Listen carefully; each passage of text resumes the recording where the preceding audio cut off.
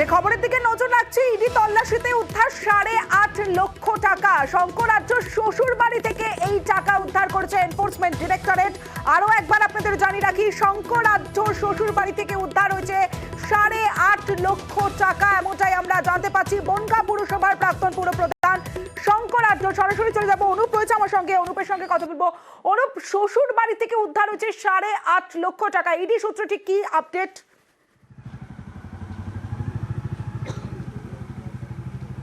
তো ইডি সূত্রে খবর, এখনো পর্যন্ত কিন্তু 8.5 লক্ষ টাকা উদ্ধার করতে পেরেছে। মূলত শঙ্করাড্ডর যে শ্বশুর বাড়ি, অর্থাৎ বিনয় কুমার ঘোষের যে বাড়িতে যখন তল্লাশি চলছিল, সেই বাড়িতে 13.5 ঘন্টা যখন তল্লাশি হয়, সেক্ষেত্রে কিন্তু আলমারি ভেঙেই এই টাকা উদ্ধার করতে পেরেছে, এমনটাই দাবি ইডি আধিকারিকদের।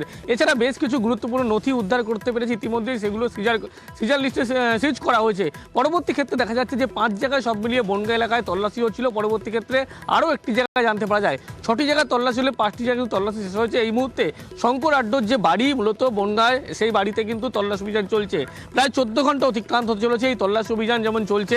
বাইরে সিআরপিএফ জওয়ান তারা যেমন উপস্থিত আছে, এবং শুধু তাই নয়, যে বাড়ি, যে গোটা বাড়িতে কিন্তু এই মুহূর্তে এখনো পর্যন্ত শঙ্করাড্ড তিনি নিজে যেমন আছেন, শুধু তাই নয়, সেই বাড়িতে কিন্তু শঙ্করাড্ডের বাড়িতে তল্লাশি চলছে, অন্যদিকে তার শ্বশুর বাড়ি থেকে 8.5 লক্ষ টাকা উদ্ধার হয়েছে। পাশাপাশি যে খবরের দিকে নজর রাখবো, যে এখনো পর্যন্ত শঙ্করাড্ডর বাড়িতে ম্যারাথন তল্লাশি চলছে, কিন্তু তার আগে তার শ্বশুর বাড়ি থেকে 8.5 লক্ষ টাকা উদ্ধার করছে এনফোর্সমেন্ট ডিরেক্টরেট।